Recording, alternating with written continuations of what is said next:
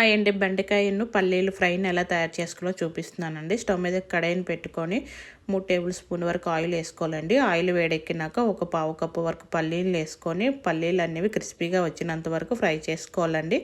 ఇలా పల్లీలు అనేవి కలర్ చేంజ్ అయితే సరిపోతుందండి. వీటిని ఒక బౌల్లోకి తీసుకోవాలి. ఇప్పుడు అదే ఆయిల్లో 1 టేబుల్ స్పూన్ వరకు పోపు దినుసులు వేసుకోవాలండి.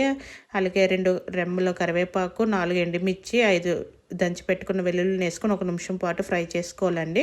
ఇవి వేగినాక ఒక చిన్న సైజు ఆనియన్ చిన్న ముక్కలుగా కట్ చేసుకొని వేయించుకోవాలండి. ఆనియన్ అనేది మెత్తపడితే సరిపోతుంది.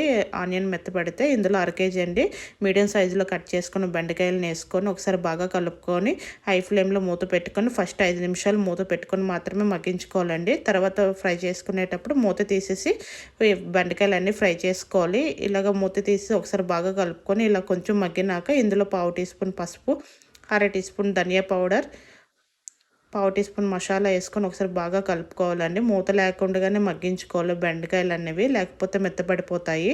మరొక 10 నిమిషాలకి ఎదుకోండి బెండకాయలు అనేవి వేగిపోతాయి. వేగిన బెండకాయలు మనం వేయించి పెట్టుకున్న పల్లీలు, 1/2 టీ స్పూన్ కారం వేసుకొని ఒకసారి బాగా కలుపుకోవాలండి. లాస్ట్లో మాత్రం ఉప్పు వేసుకోవాలండి. ఉప్పు ముందుగా వేస్తే బెండకాయలు అనేవి మెత్తపడిపోతాయి. ఉప్పు వేసుకొని బాగా కలుపుకొని స్టవ్ ఆఫ్ చేసుకోవడమేనా, అంతేనండి. వీడియో నచ్చితే లైక్ చేసి ఫాలో చేయండి. Thank you.